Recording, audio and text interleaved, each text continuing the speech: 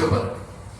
দশরথ দেব মুখ্যমন্ত্রী হওয়ার পর এই সন্ত্রাসবাদের বিরুদ্ধে শান্তি সম্প্রীতি সুস্থিতির জন্য উন্নয়নের কাজ এগিয়ে নিয়ে যাওয়ার জন্য সরকারের পক্ষ থেকে মুখ্যমন্ত্রী হিসাবে আহ্বান রেখেছিলেন এই সন্ত্রাসবাদীদের স্বাভাবিক জীবনে ফিরে আসার জন্য।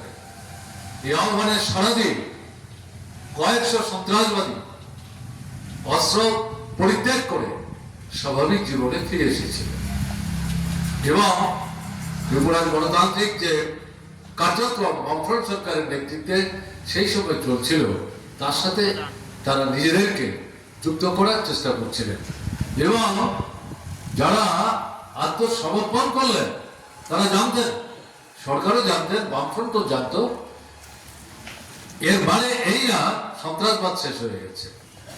আর কেউ গোপনে আবদালে থেকে সন্ত্রাসবাদী কার্যকলাপ চালাচ্ছেন না, ঘটনা তা না।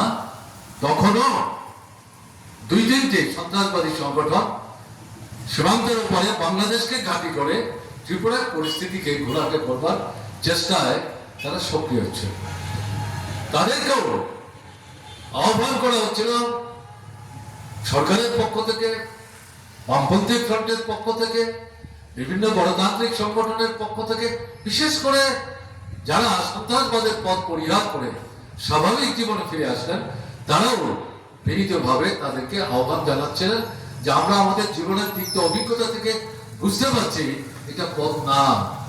করবার জন্য, বিভেদ সৃষ্টি করবার জন্য এমন কোন লক্ষ্য বামফ্রন্ট সরকার যাতে স্বাভাবিকভাবে জনকল্যাণকর কর্মসূচি তার সীমাবদ্ধ ক্ষমতার মধ্যে থেকেও রূপায়ণ করতে না পারে তার জন্য তার স্থিতিশীলতা তাকে বিনষ্ট করবার জন্য তারা সক্রিয় ভূমিকা নেওয়ার চেষ্টা করে।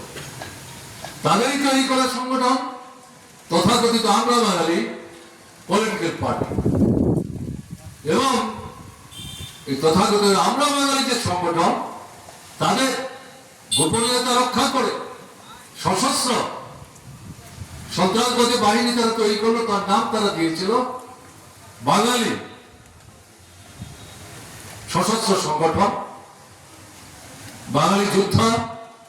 এবং তাদের লক্ষ্যটা ছিল উপজাতি সন্ত্রাসবাদীদের যেমন লক্ষ্য ছিল বাঙালিরা, আর এদের লক্ষ্য ছিল উপজাতিরা। মনে হবে দুটো ভিন্ন ধর্মী, কিন্তু আপনি যদি গভীরে যাওয়ার চেষ্টা করেন তাহলে দেখবেন এই উভয় সংগঠনের যে নেতৃত্ব তারা নিজেদের মধ্যে সমঝোতার ভিত্তিতেই ঠিক করে নিয়েছিল কারা উপজাতিদের বিরুদ্ধে বাঙালিদের সেখানে উস্কে দেবে, কারা বাঙালিদের বিরুদ্ধে উপজাতিদের উস্কে দেবে। এই উপজাতি বাঙালি তাদের মধ্যে ঐক্যকে যদি বিনষ্ট করা যায়, যে ওটা হচ্ছে বামফ্রন্ট সরকার প্রতিষ্ঠার মূল ভিত্তি, তাহলেই ত্রিপুরার পরিস্থিতিকে ছাড়খাড় করে দেওয়া যাবে। বামফ্রন্ট সরকারের পক্ষে সেখানে স্থায়িত্ব রক্ষা করে এই সরকার চালানো কঠিন হবে, জনস্বার্থে তারা কাজ করতে পারবে না। এই দুটো সংগঠন সেখানে এই কাজ এর আগে স্বাভাবিক জীবনে আমরা ফিরে আসব। পরিণতিতে ত্রিপুরার বিভিন্ন জায়গায়, বিশেষ করে বিশ্ব জনবসতি এলাকায় এই সন্ত্রাসবাদীরা সুনির্দিষ্ট লক্ষ্যকে সামনে রেখে এই আক্রমণগুলি সংঘটিত করছে। এই সশস্ত্র উপজাতি সন্ত্রাসবাদী যে সংগঠনগুলো তারা বাঙালির বিদ্বেষী বক্তব্য উপস্থিত করে উপজাতি জনগণের মন মানসিকতাকে বিকৃতিতে ভরিয়ে দিয়ে উপজাতি অনুপজাতিদের মধ্যে বিভেদ সৃষ্টি করে ত্রিপুরার যে পরিস্থিতি তাকে বিষাক্ত করার চেষ্টায় তারা লিপ্ত ছিল। ফলে ত্রিপুরার বিভিন্ন জায়গায় একেবারে সাবরুম থেকে ধর্মনগর পর্যন্ত, বিশেষ করে